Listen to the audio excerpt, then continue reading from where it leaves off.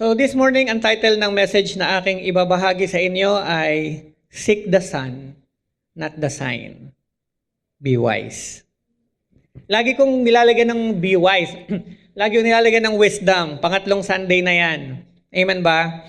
Kasi napaka-importante po nung pagkakaroon ng wisdom. Everybody say wisdom. Kailangan ho natin yan, lalo na sa darating na taon na ito. Kapag ikaw ay lumakad ng walang wisdom, anong sabi ng Book of Proverbs?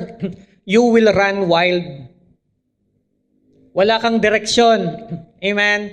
So yung wisdom ang nagbibigay sa atin ng direksyon sa ating paglilingkod at sa ating buhay bilang mga mananampalataya. So ano ba yung pagkakaiba ng knowledge at saka ng wisdom? Knowledge is the what. Okay? So yung knowledge po ay sinasagot niya yung tanong na ano. While wisdom answered the question, how. So kapag ikaw ay may knowledge, you just have the information. Pero pag may wisdom ka, you have the insight on how to do it. Yun yung kaibahan eh. Maraming tao very knowledgeable sa maraming bagay. Alam yung tama, alam yung dapat, alam yung gagawin. But walang wisdom eh. No wisdom. Kaya ang nangyayari, knowledge lang, nandito lang, sa isip mo lang. Maganda, ang ganda ng idea, ang ganda nung nakikita. Pero ang problema, walang insight kung papaano ito maisasagawa. Ang importante, hindi lang yung alam mo kung ano yung dapat. Dapat may idea ka papaano ito dapat gawin. So dapat hingin natin sa Lord yung wisdom. Marami ng tao sa mundo ang nag-acquire ng knowledge sa pagbabasa, pakikinig at pag-attend ng mga seminars. Pero hindi sila naging matalino. Pero ang mga anak ng Diyos, tinuturuan ng Biblia na maging matalino. Sabi mo, tapikin mo yung katabi mo, maging matalino ka. Amen. So, kailangan maging matalino ang mga anak ng Diyos. So, kaya yung title, Seek the Sun, Not the Sign. Kasi nga, yung series na yan, tungkol doon sa mga naghahanap sa batang isinilang, naghahanap sa Panginoong Jesus. Amen. Hanggang sa bagong taon, tuloy-tuloy ito. So, ang daming mga tao, panay na panay ang hanap ng sign. Pero hindi hinahanap si Jesus. Puro na lang sign. Sa pagpasok ho ng bagong taon, haharap na naman tayo sa mga panibagong hamon at mga bagay o mga pangyayari na hindi po natin alam. Hindi natin in-expect. Yung atin pong mga puso ay dapat ihanda po natin. Dapat ang puso natin ay patuloy na hanapin ang Panginoong Hesukristo. Tama na yung paghahanap ng sign. Lord, siya na ba? Siya nawa.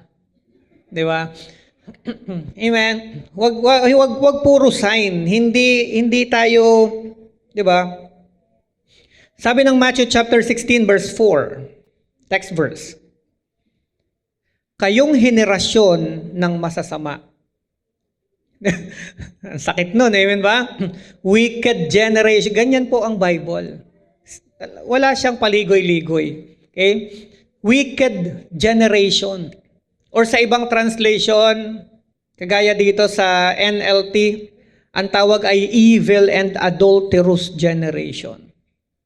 Okay? Kayong henerasyon ng masasama at hindi tapat sa Diyos.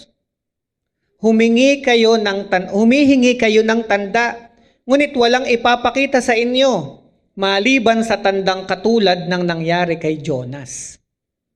Kasi that time, yung mga nakikinig sa Panginoong Hesus, alam niya nababasa niya yung puso nila. Masama yung puso nila. Diba? Puro na lang sila gusto nilang mahanapan ng butas ang Panginoong Hesus.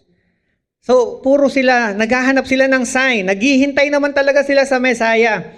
Ang problem, wala silang idea o wala silang insight kung sino itong Messiah ito. Kaya ang sabi ng Panginoong Hesus sa kanila, kayong henerasyong masasama at hindi tapat sa Diyos, humihingi kayo ng tanda, ngunit walang ipapakita sa inyo. Kayo na naghahanap ng pruweba, kayo na to see is to believe, wala kayong makikita. Ang tanging ipapakita lang sa inyo ay yung nangyari kay Jonas, kay Propeta Jonas. At ano nangyari pagkatapos? Pagkatapos, umalis si Jesus. Nakakalungkot, no? Hanap ka ng hanap, hindi mo alam, tutuklawin ka na. Ganyan sila eh.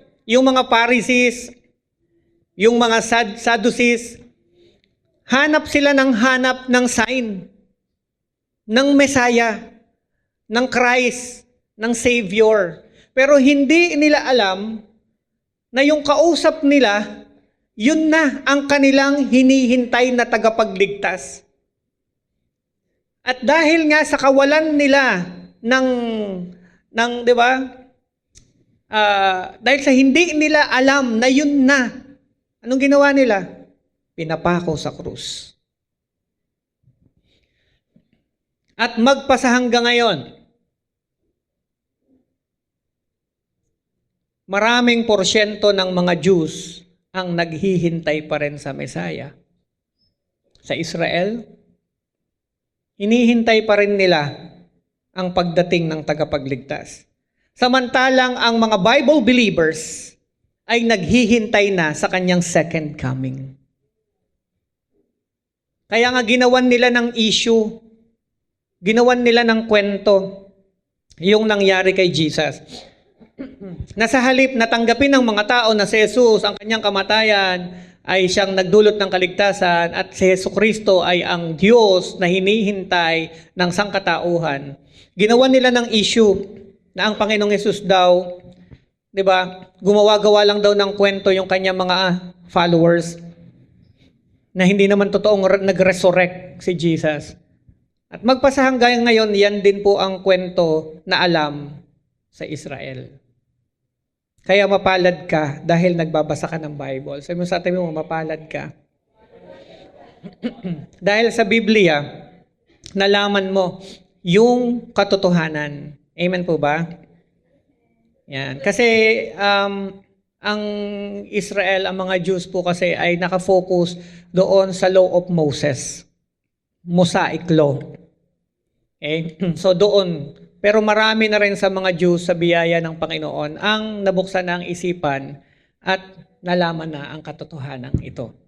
At magpasa hanggang ngayon, patuloy na kumakalat ang ebanghelyo ng mabuting balita na ang tagapagligtas at ang tanging tagapagligtas lamang ay si Jesucristo.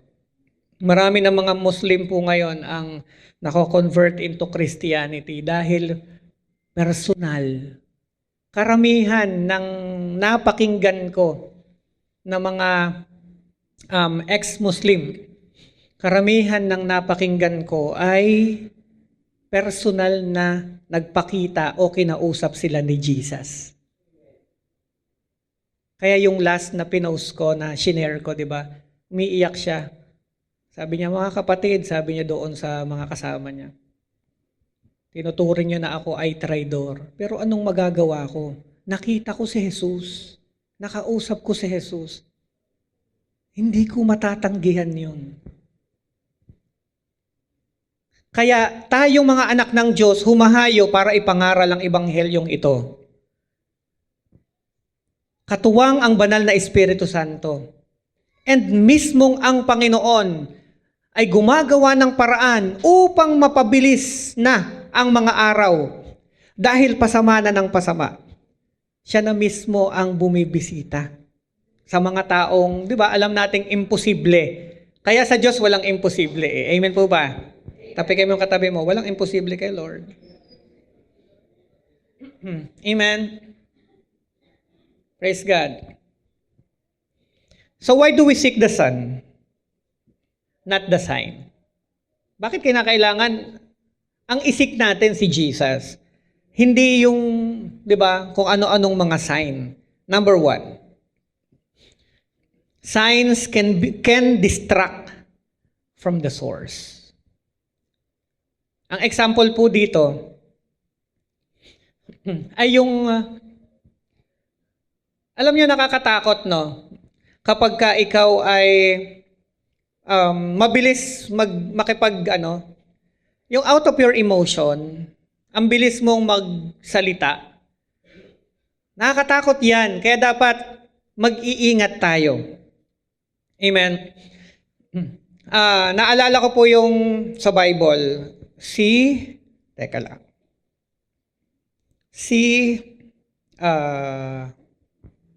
Jephthah. Wala yan dyan. Judges chapter 11 verse 31. Si Jephthah, ito ay isang judge o hukom ng Israel.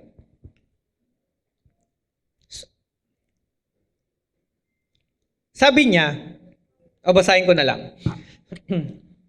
Judges 11:31. Then it shall be that whatsoever cometh forth of my doors, of my house, to meet me, when I returned in peace from the children of Ammon, shall surely be the Lord's.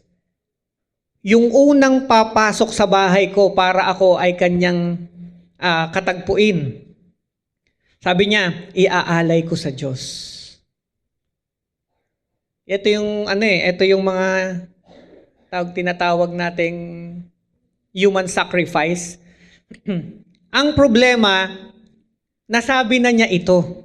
At ang sabi niya, and I will offer it up for a burnt offering. Susunugin.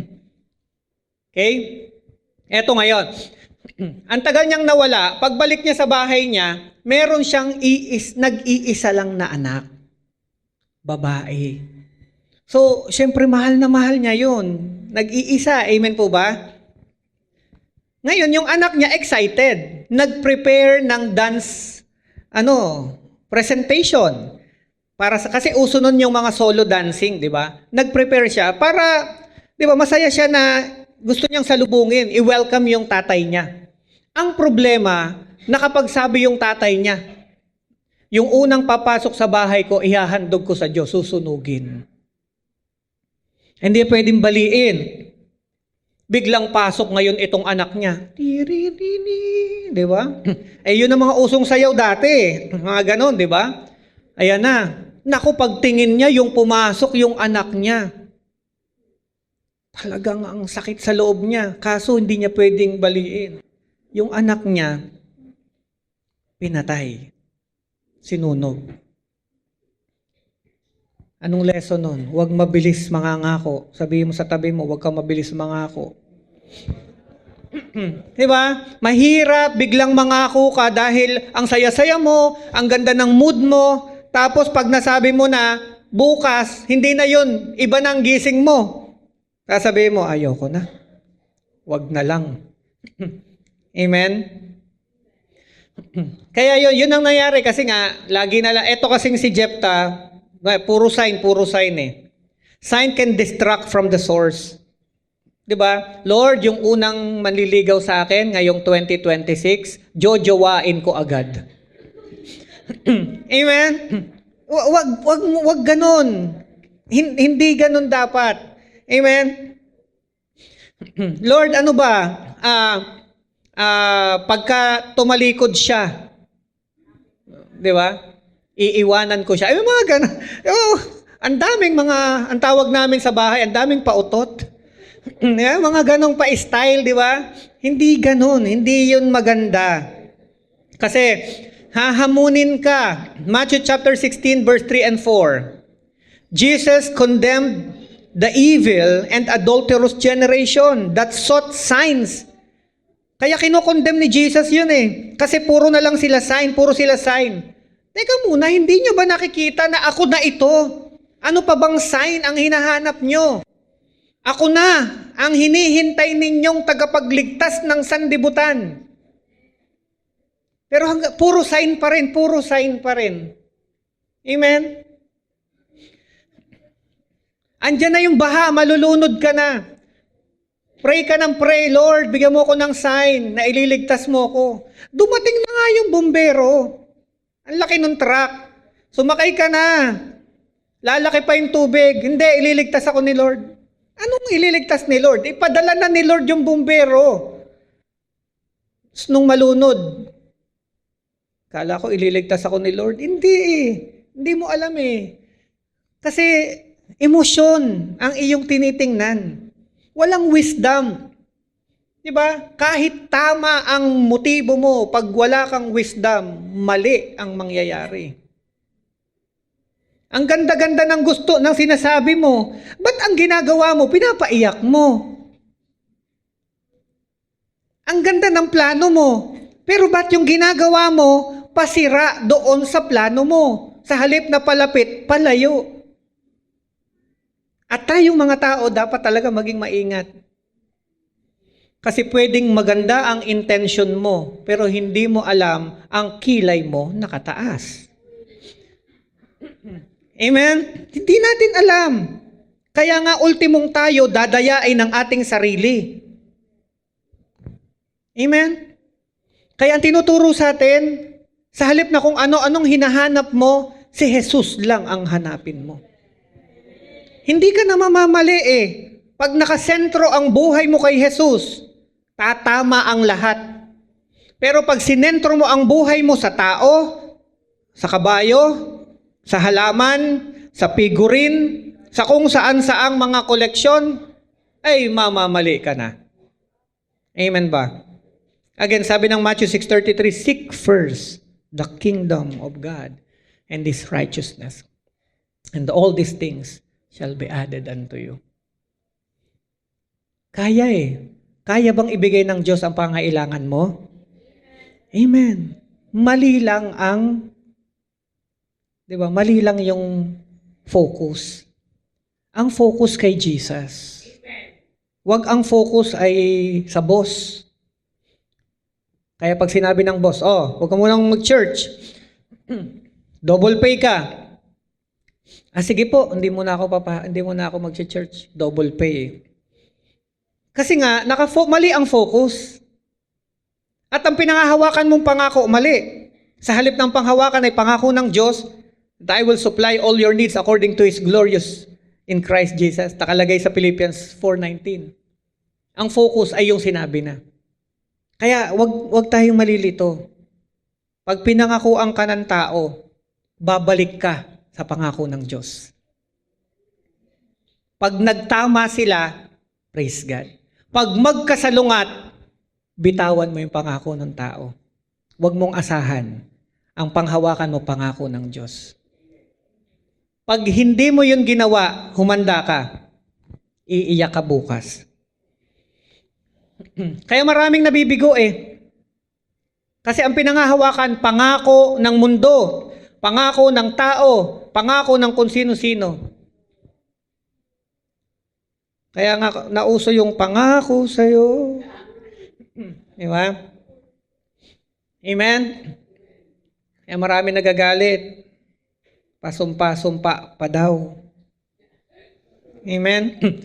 Huwag nyo nang isipin yung kasunod. Signs were never meant to be the focus. They pointed to Jesus as the Messiah.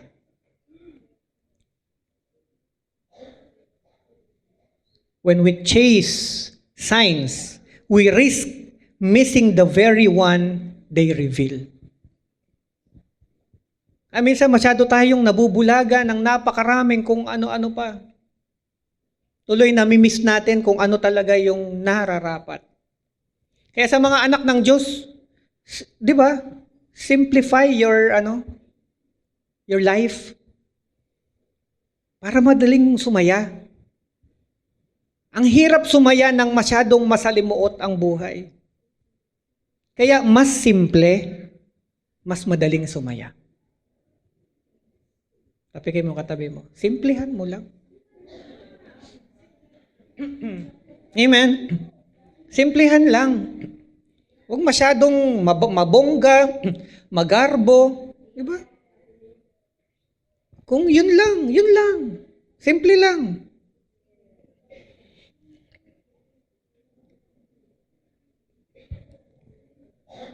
So, iwasan po nating ilagay ang focus natin sa channel. Dapat ang focus natin ay sa source. Everybody say sa source. Hindi sa channel. Sa source, hindi sa channel. Amen? Saan ang tingin? Sa Panginoon, na siyang pinagmumulan ng lahat ng mabubuting bagay. He is the source of everything. Amen ba? Huwag tayong titingin sa channel. Ano yung channel? Mga kamag-anak mo na nagpapadala sa'yo, nagbibigay sa'yo, di ba? Trabaho mo, channel yan. Boss mo, channel yan. Di ba? Anything in this world, channel. Ano ibig sabihin? Dinadaanan lang. Hindi sila ang source. Kaya dapat ang priority mo si Lord. Amen ba? Wag mong ipagpapalit ang source sa channel. Pag nawala ang source, ang channel hindi maglalabas ng bagay na inaasahan mo. Sinong lumikha ng dagat at may-ari ng dagat? Si Lord. Kaya napansin nyo si Peter one time, inaasahan niya na magpo-provide at maglalabas ng pangangailangan niya yung dagat. Kasi nandun yung source of living niya. Nandun yung isda. Fisherman eh. But one time, yung dagat na inaasahan niya, hindi naglabas ng isda kahit isa. Naghulog ng isda, magdamag, walang huli. Pero yung source, nung kausapin siya, ano sabi sa kanya? Ihulog mo ulit ang lambat. Nung hinulog niya ang lambat, ano nangyari? Ang isda ang nagunahang pumasok sa lambat ni Peter. Pag nakatingin ka sa source, yung source, iko-command niya yung blessing na pumasok sa lambat mo. Pero pag tiningnan mo ang channel at hindi ka tumingin sa source, time will come, ipapakita sa'yo na hindi yan maglalabas ng kahit anong inaasahan mo. Kaya wag natin masyadong ibigay ang lakas, energy, ang ating buong pagkatao sa mga channel. Wag mo ubusin yung effort mo, ay yung time mo, yung energy mo, yung resources mo sa channel. Higit mo itong ilaan sa source. Kasi pag ang Diyos ang source mo, hindi ka magkukulang. Sabi mo sa tabi mo, hindi ka pagkukulangin ni Lord. Amen? Wala ni isa sa atin ang mas mabait at mas mapagbigay sa Diyos. We cannot outgive God. Kaya pag binigay mo yung panahon mo sa Kanya, tatanggap ka ng mas marami. Amen. Pag binigay mo yung energy mo sa Kanya, tatanggap ka ng mas marami.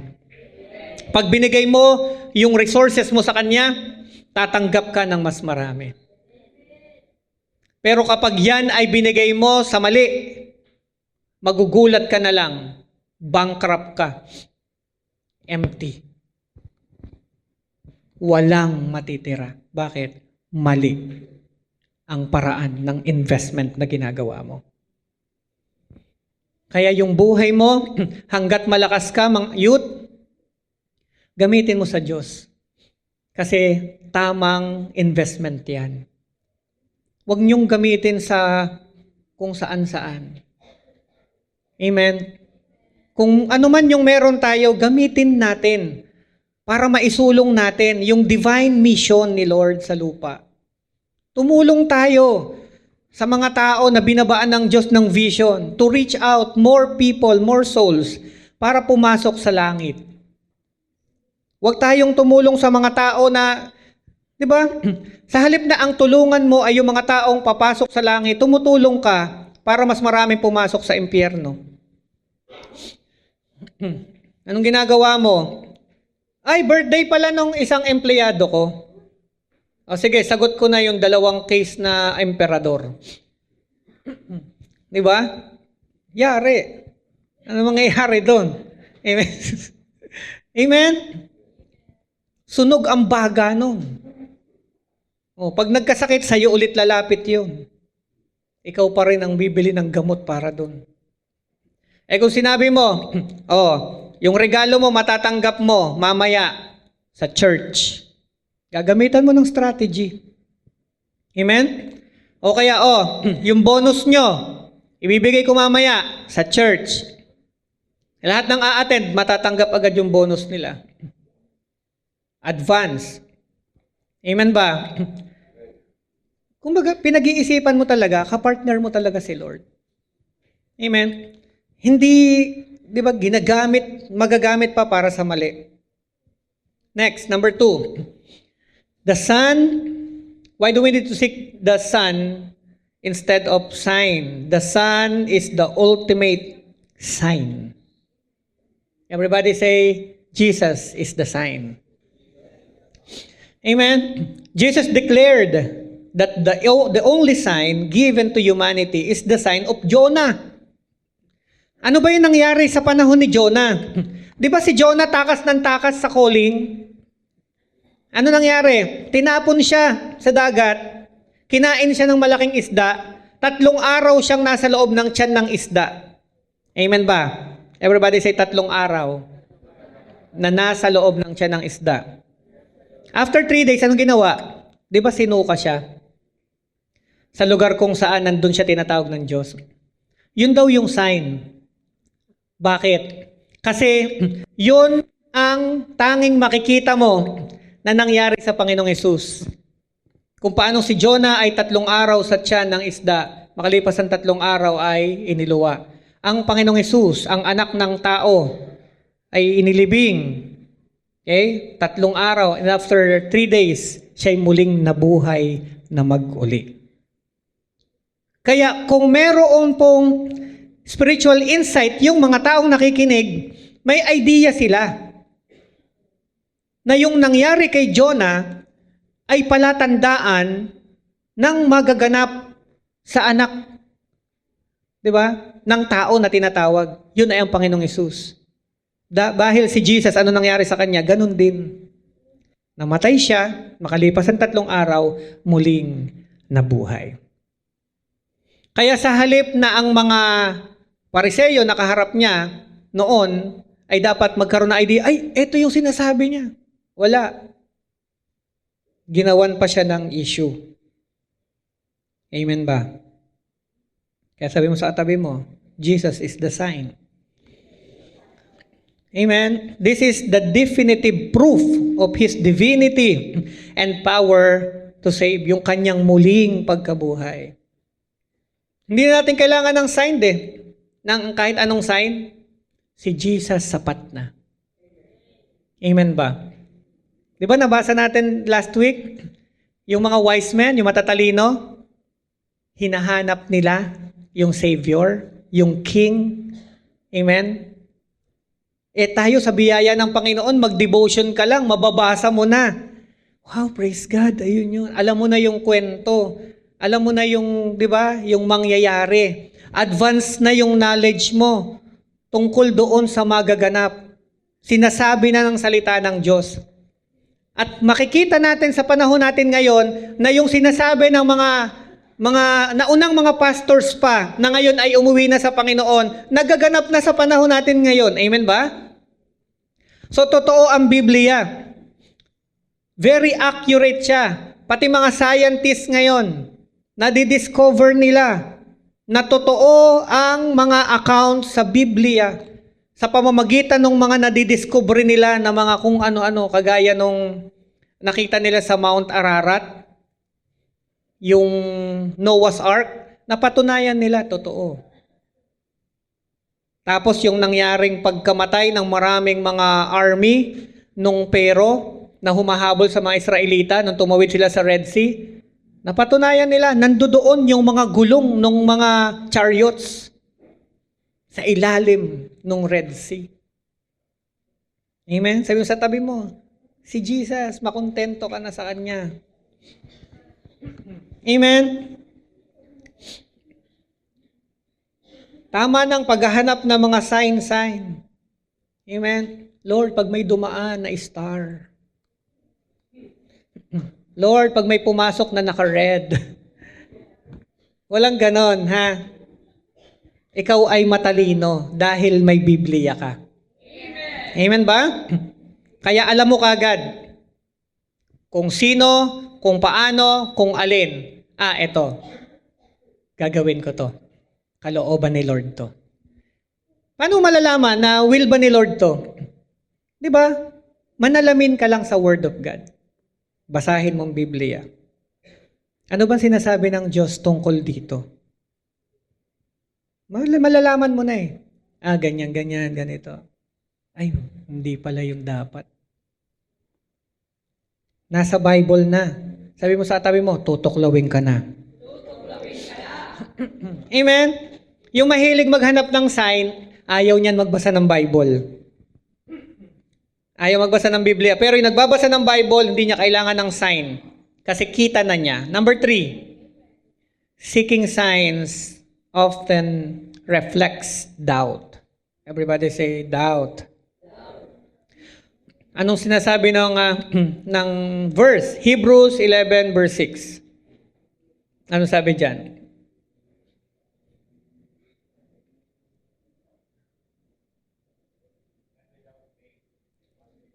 Pag walang pananampalataya, ano daw? Hindi mapiplease si Lord. For without faith, it is impossible to please God. Sabi mo sa tabi mo, kailangan mong sumampalataya. Ang paghahanap ng sign ay patunay na hindi ka nananalig kay Jesus. Ang paghahanap ng sign ay katunayan lamang na ikaw ay hindi sold out sa Panginoon. Amen ba? Sabi mo sa katabi mo, tigil na yan. Amen? Dapat ang ipakita mo ay pananalig sa Panginoong Jesus. Lord, kalooban mo to. Gagawin ko to. Lord, hindi mo to kalooban. Stop ko to. Sabi mo sa tabi mo, narinig mo. Without faith, it is impossible to please Him. Kaya sabi doon, we must believe that God exists and rewards those who seek Him diligently, not just those who demand proof. Kaya ang hinihingi sa atin ni Lord, manalig, sumampalataya. Pag nanalig ka, makikita mo. Pag nag-doubt ka, wala kang makikita. Ulit, pag ikaw ay nanalig sa Kanya, makikita mo. Pag nag-doubt ka, wala kang makikita. Bakit? Yung doubt ang bubulag sa'yo para makita mo ang dapat mong makita. Kaya yung pag-aalinlangan sa Panginoon ay kasalanan sa Diyos. Imagine, Diyos na kayang gumawa at gawin ang lahat ng bagay, hindi mo pinaniniwalaan. Kasalanan yan. Personal yan sa Kanya. Kaya mapalad sila na nananalig kahit hindi siya nakikita, sabi ng Bible. Amen? Amen. Kaya sabi mo sa tabi mo, ikaw ay mapalad kung ikay sumasampalataya. Amen? Second question, how do we seek the Son?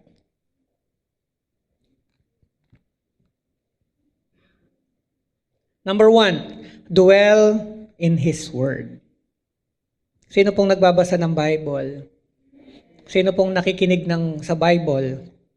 Amen? John 5:39. Pakibasa po, sabay-sabay. 1, 2, 3, go. Ano sabi?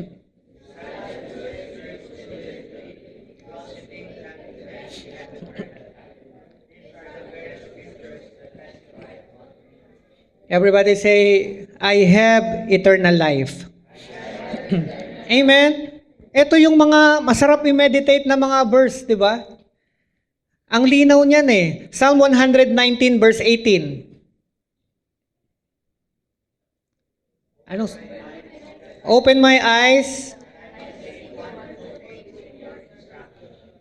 to see the wonderful truths in your instructions. Ayun, kita nyo? Yun din yun. Naiba lang. Minsan iba lang yung translation. Di ba? Pero yan yung sinasabi. Everybody say, open my eyes. Open my Kaya pag kumakanta kayo, nag-worship kayo, di ba? Oh. Open my, ano yan? Open the eyes of my heart, Lord. Oh. Nasa Bible yun. Pati yung mga worship songs na yon, halos lahat yan galing sa Bible. But kailangan hiningi natin sa Panginoon na mabuksan ang ating mga mata. Hinihiling yun sa Panginoon. Kasi pwedeng ikaw ay may mata pero wala kang nakikita.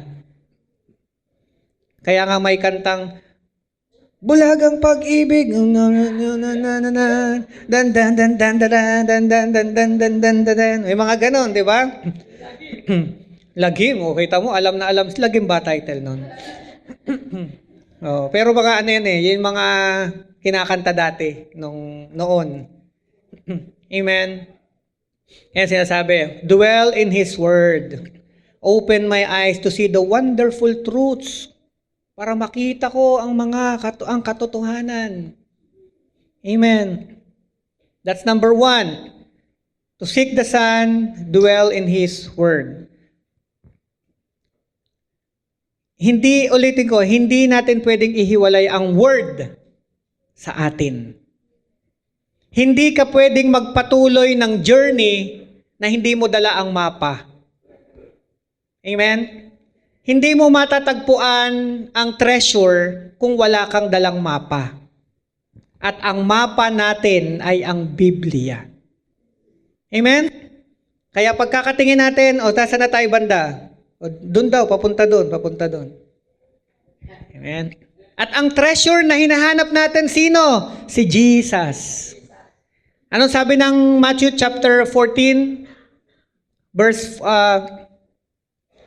basta, bandang dulo. Diba? Ano sabi doon? Yun daw treasure na nakatanim sa ilalim ng bukid ay walang iba kundi ang Panginoong Hesukristo. Na nasusumpungan at natatagpuan ng mga taong nagbubungkal ng lupa. Ang binubungkal na lupa ay ang Biblia. Kaya ang isang taong nagbabasa ng Biblia ay dumudunong lalo, tumatalino. Bakit? Kasi ang salita ng Diyos ang naggagabay sa kanya. Papunta doon sa totoong treasure. Amen po ba? Amen. Tanong, yan bang iyong pinupursue ay totoong treasure na pang eternity?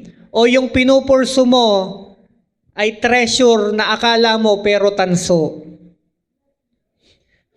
Diba? Kala mo ginto, yung pala tanso. Maraming mga tao ganun Inilaban, pinaglaban sa trabaho, sa mga katrabaho.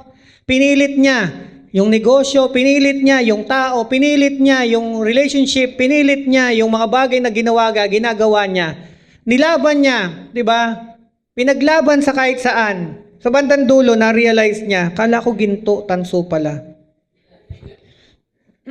Amen? Kaya kung gusto mo ng totoong ginto, seek the Son. Amen. Amen ba? Everybody say, I will seek the Son. Amen. Number 2, how to seek the Son, pursue His presence. Ang isik mo, yung intimacy sa Panginoong Jesus. Bumabad ka sa pananalangin. Ayan, magkakaroon tayo ng prayer and fasting. Bumabad ka sa prayer. Yung mga malabo sa'yo lilinaw. Yung mga hindi mo maintindihan, maiintindihan mo. Bumabad ka sa prayer. Diba? Pursue His presence. I-set aside mo muna lahat. I-focus mo lang muna yung attention mo, yung sarili mo sa Panginoong Jesus. Amen? Mag-worship ka sa Kanya. Kahit na nahihiya ka dahil wala ka sa tono, okay lang yan. Kung mag-isa ka na lang, hindi ka na mahihiya. Ibang usapan na pag nahiya ka pa sa sarili mo.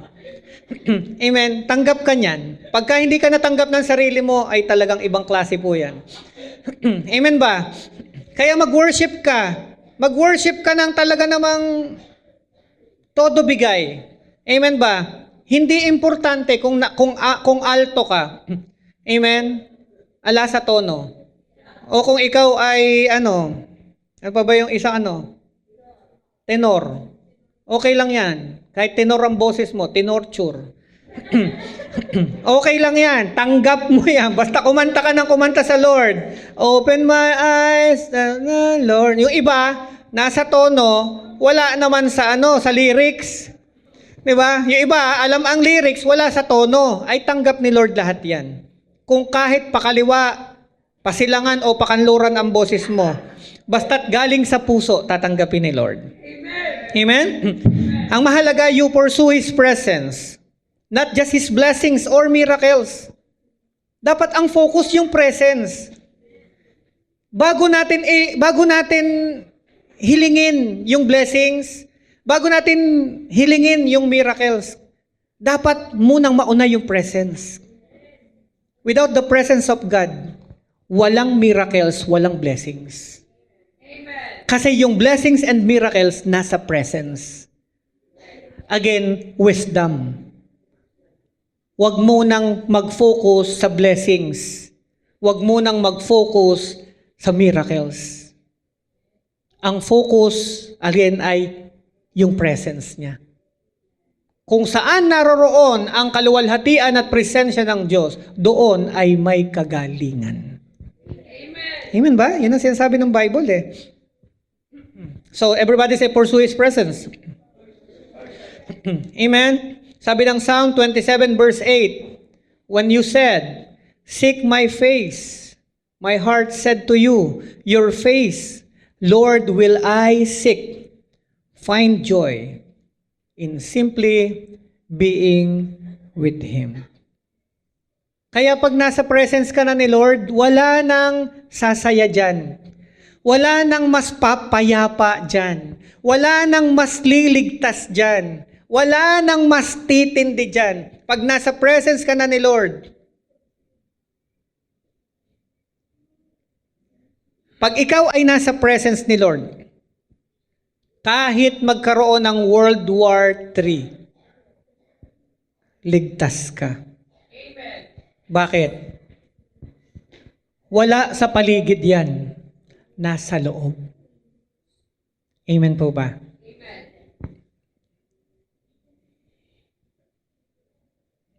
Okay pa kayo? Patapos na. Number 3, align your plans with His will. Pakisabi, align. Amen? Kaya huwag kang madidiskaril. Di ba? Di ba ang train, meron siyang bagon, may ulo. Amen ba? Naintindihan niyo ba? Di ba yung train, meron siyang nauuna, yung bagon? Di ba lahat ng kasunod niya, hindi humihiwalay yun, nakasunod lang. Ganon din tayo sa Panginoon. Amen? Dapat, si Jesus ang nasa una, nasa likod tayo. Diretso. Huwag kang hahanap ng sarili mong direksyon. Amen ba? Amen. At kapag ang nasusunod sino? Yung bagon o yung nasa likod? Yung bagon. Amen? Kung saan siya pumunta, doon din sila pupunta. Ganon dapat tayo sa Panginoon kasi naka-align nga tayo eh. That's why sabi sa atin, align your plans with His will. Kailangan magtama. Instead of demanding signs to confirm your plans, ang minsan minomodify mo eh. Sino mag-a-adjust? Si Lord. Hindi ba dapat ikaw ang mag-a-adjust? Sabi nga kanina nung kausap ko bago mag-start yung church, Pastor, okay lang ba yun na nasabi ko ganito? Kasi kasi narinig ko, pagka daw po may nasabing hindi maganda, may mga umaalis daw po sa church, pagka ganon. Sabi ko, bro, hindi dapat mag-adjust ang word sa tao. Tayong mga tao ang mag-a-adjust sa word. Final authority siya eh. Kaya pag sinabi ang word, tayo mag-a-adjust sa word. Kaya nga ang sabi ng salita ng Diyos, magagamit sa pagtuturo sa katotohanan. Magtuturo ng tamang pamumuhay. Yun yung word eh. Hindi pwedeng, masasaktan si brother dito, hindi ko to ituturo. Hindi ganon. Ang salita ng Diyos ay dapat maipahayag kasi siya nga ang magpapaalala sa atin. Amen po ba?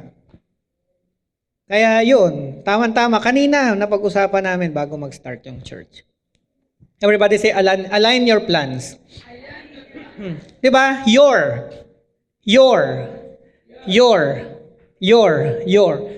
plans. Hindi si Lord ang mag-a-align ng plano niya, kundi tayo. Align your plans with His will. Ano ba will niya? O, dun mo itama. Hindi yung, ano ba gusto mo? Itatama ni Lord? Hindi yon. Amen? Ano sabi? Proverbs 16:19. In their hearts, human plans. Basahin nyo nga dyan. Iba yung, ano na dyan eh. 16:9. Meron na po. Sige nga po. Patingin nga yan. Ano po nakalagay? In their hearts, humans plan their course, but the Lord establishes their steps. Nakita nyo? Wala namang mangyayari kahit magplano ka na magplano kung hindi pahihintulutan ng Diyos eh. Amen ba? Atin ang plano. Sa Diyos ang ano? Atin ang plano, sa Diyos ang construction. Amen ba? Amen? Tayo nagpaplano, pero si Lord ang magpapahintulot niyan. Kaya kapatid, yung plano natin dapat naka-align doon sa gusto ng architect. Amen ba? Amen. Sino gumuguhit ng buhay natin? Si Lord. Kaya yung plano natin, di ba? Kung ikaw ay engineer, ay dapat ayon sa iginuhit ng architect. Amen ba? Amen. Amen. Pwede rin naman baliktarin. Ikaw yung architect. Ikaw yung gumuhit. Si Lord naman yung civil. Si Lord yung engineer. Anong gagawin ni Lord? Ito yung normal na nangyayari ha, sa construction.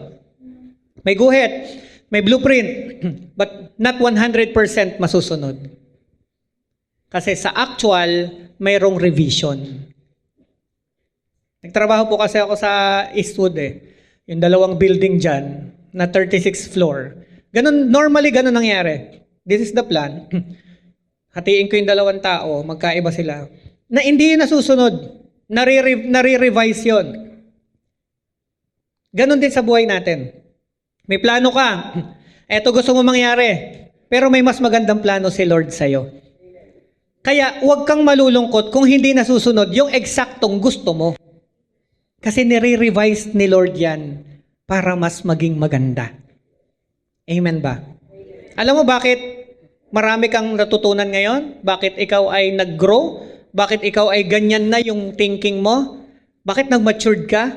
Dahil sa revision ginagawa ni Lord sa plano mo.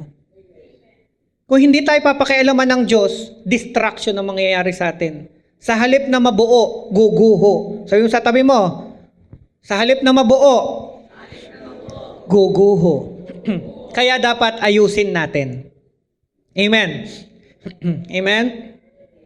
Align your plans with His will. Pray for wisdom to follow His leading. Narinig niyo ba yan? Pray for wisdom. Amen? Wisdom yan. Yung sumunod ka sa Diyos, that is wisdom. Hindi wisdom yung paglabag sa plano ng Diyos sa buhay mo. Hindi yan wisdom. Amen? Yan ay pagmamalaki sa Diyos. Hindi natin kayang talunin si Lord. Kaya pag sinabi ni Lord na eto dapat, di ba may kasabihan, pag sinabi ng hari, hindi dapat mabali. Dapat apply natin kay Lord yun eh. Last na to, number 4. Live by faith. Trust that Jesus is sufficient for all your needs. Everybody say, live by faith. Amen. Luke 12:31, anong sabi po dyan? Go.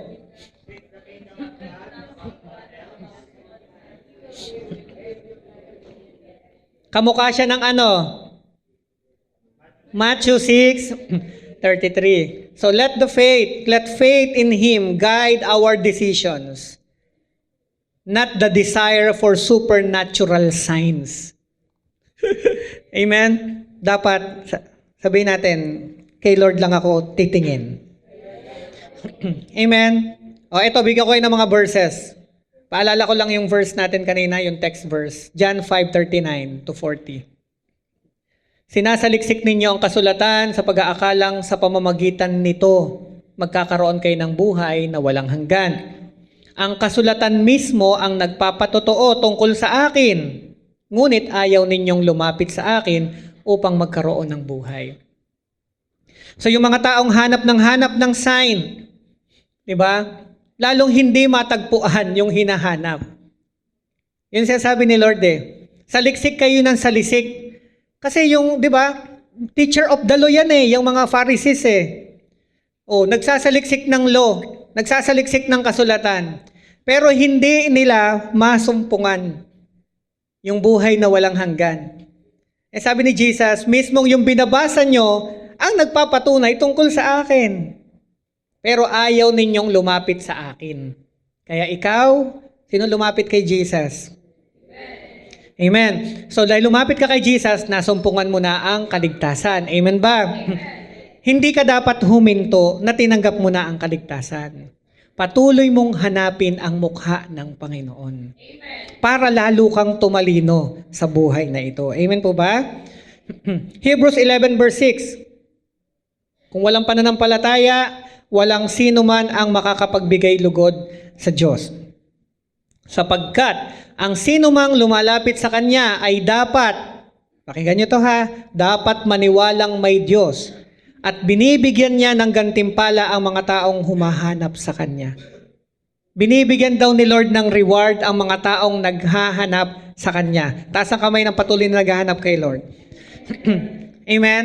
Paano mo hinahanap si Lord? Sa pamamagitan ng salita ng Diyos. Amen ba? So pag hinanap mo si Lord, pag sinabing kanan, kanan. Amen po ba? Pag sinabing kaliwa, kaliwa. Isaiah 55:6, lumapit kayo sa Panginoon at tumawag sa Kanya habang nariyan pa siya para tulungan kayo. Tapikin mo sa balikat yung katabi mo. Lapit na kay Lord. Ano sabi? Hanggat may pagkakataon, lumapit na. Talikuran na ang mga taong masama, ang masasama nilang ugali. Ay, ulit. Nalito ako Talikuran na ng mga taong masama, ang masama nilang pag-uugali. At baguhin na ang masasama nilang pag-iisip. Magbalik loob na sila sa Panginoon na ating Diyos dahil kakaawaan at patatawarin sila. Amen ba? So, sino kinakausap ni Lord dito? Sabi mo, ako. Tayong lahat. Amen po ba? So, mula ngayon, ano ang hahanapin natin? Sino hahanapin natin? Si Jesus. Amen? We will seek the Son and stop asking for a sign. Ang mga binigyan ng tamang instruction, hindi kailangang sumuntok sa buwan. Amen po ba? Ang paghingi ng sign ay pagsuntok sa buwan. Ang mga anak ng Diyos may proper instruction from the Word of God. Ano ibig sabihin? Kinausap ka Ikaw ang binilinan. Ganto aalis ako. Dito ka lang. Yung mga kapatid mo, huwag mo hahayaan na lumabas. Yaan mo lang silang natutulog sa loob. Amen? Hindi ikaw yung tao na basta iniwanan. Paano na? Hindi ka basta iniwanan.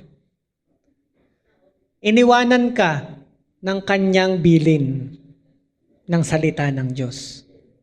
Nasaan ang instruction ni Lord? Nasa Biblia. Amen ba? So, mahal tayo ni Lord. Amen? Taas ang kamay ng nararamdaman niya, mahal siya ni Lord. Sige nga, ipagmalaki mo nga sa katabi mo, mahal ako ni Lord. Amen. Amen. Pagmalaki mo nga, mahal ako ni Lord. Amen. Praise God. Tumayo po tayong lahat, mga kapatid. Ako po'y naniniwala na kayong lahat o tayong lahat ay talagang mahal ni Lord. Amen. Amen. Kalugin mo yung katabi mo, mahal ka ni Lord.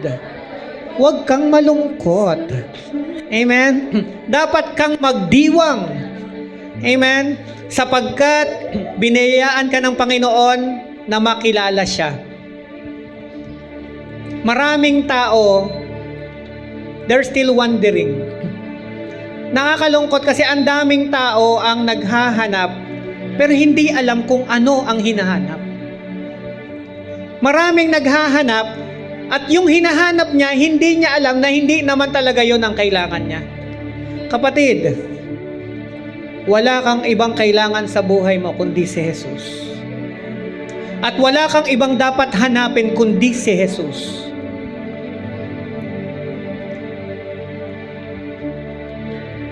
Ito'y patunay ng pag-ibig ng Diyos. Kaya niya tayo inuutusang hanapin siya. Kasi nasa sa Kanya ang kailangan natin. Nasa sa Kanya ang hinahanap natin.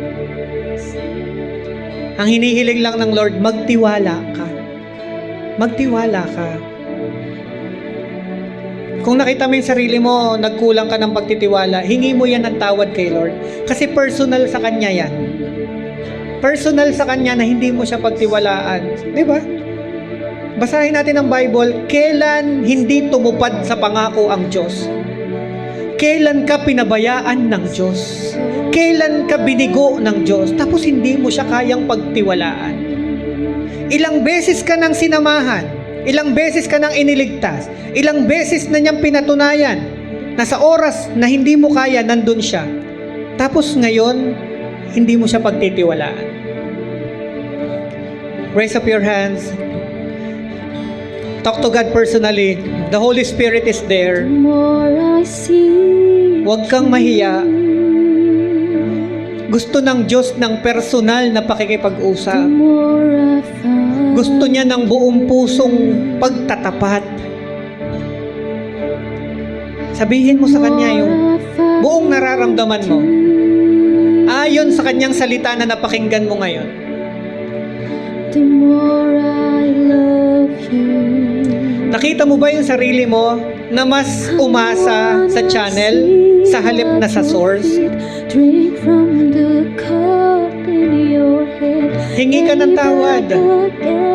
Lord, patawarin mo ko kung inisip ko na mas kailangan ko tong gawin kaysa unahin kita. This love is so deep. Humingi ka ng tawad sa Panginoon kung nakita mo yung sarili mo na sa halip na magtiwala sa Kanya ay nakatingin ka sa maraming mga bagay. I wanna sit at your feet, drink from the cup in Sabi ng isip mo, sabi ng puso mo, sa Diyos ka magtiwala. Pero ang kilos mo, umaasa ka sa sarili mo. Umaasa ka sa mga tao sa palibot mo. Umaasa ka sa trabaho mo, sa pinagkakakitaan mo.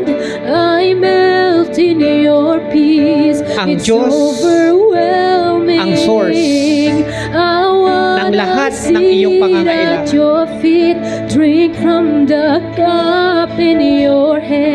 Itama mo ngayon ang iyong focus. Mga tatay, gawin ninyo ang lahat para ang pamilya natin ay sumunod sa atin na yakapin ang pananampalataya at kilalanin ng Panginoong Hesus bilang Panginoon at tagapagligtas. Pamanahan natin sila ng pinakamatinding pamana. Mga inay, maging halimbawa tayo sa ating mga anak kung papaano natin nirerespeto ang ating asawang lalaki at kung papaano natin inaalagaan ang ating sarili at kung paano natin pinapakita sa mga anak kung papaano mamumuhay ang isang babae. Sabi ng Biblia, hindi sa rangya ng iyong kasuotan at dami ng iyong inilalagay na mga perlas, kundi sa paraan ng iyong pagsasalita, pamumuhay at pakikitungo sa kapwa. Mga youth na naririto, this love is so deep. offer your It's talent more than I to can God. stand. At lalong dadami ang I'm talent melting mo. in your peace. It's so I-offer mo yung energy mo kay Lord. Lalong dadami ang mga bagay na ipagkakaloob sa'yo ng Panginoon. Youth, ngayon pa lang, maging matalino. Maging matalino. Seek God first in your life. Unahin mo si Lord. Unahin mo si Lord. Hayaan mong mapalapit ka ng mapalapit ng mapalapit ng mapalapit sa Panginoon. Yan ay katalinuhan. At yan ang magpo-protect sa'yo. Yan din ang magdadala sa'yo sa tagumpay. Mga kapatid ko sa Panginoon, sama-sama nating patuloy na hahanapin ang kalooban ng ating Panginoon sa ating mga buhay.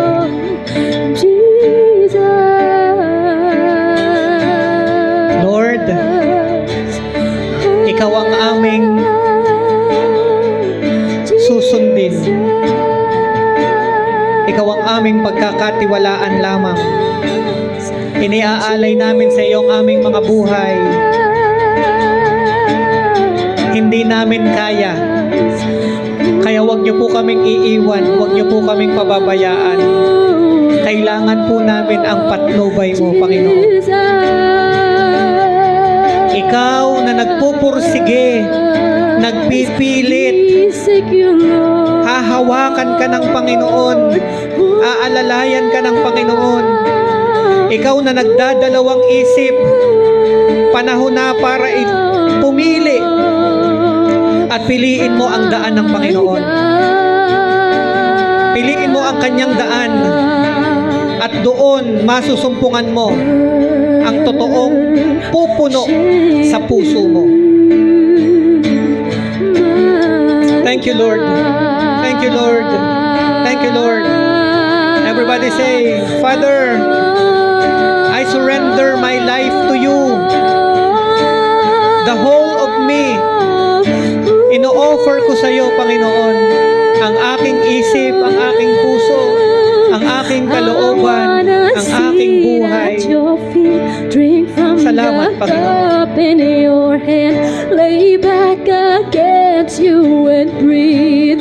Feel your heartbeat. This love is so deep. It's more than I can stand. I melt in your peace. It's overwhelming. Now this time, sabayan po natin yung song. Buong puso, awitan natin si Lord. Drink from the cup. Gawin mong panalangin yung song. Lay back against you and breathe. Feel your heartbeat. This love is so deep. It's more than I can stand. I melt in your peace. It's overwhelming. For the last time. I wanna sit at your feet. Drink from the cup in your hand. Lay back against you and breathe. Feel your heartbeat. This love is so deep. It's more than I can stand. I melt in your peace. It's overwhelming. Malakas na palakpak sa Panginoong Diyos. Thank you, Lord. Thank you, Lord. Sabihin natin sa katabi natin. Come on, i-bless natin yung katabi natin. Galing sa'yo. I-bless mo siya. Go.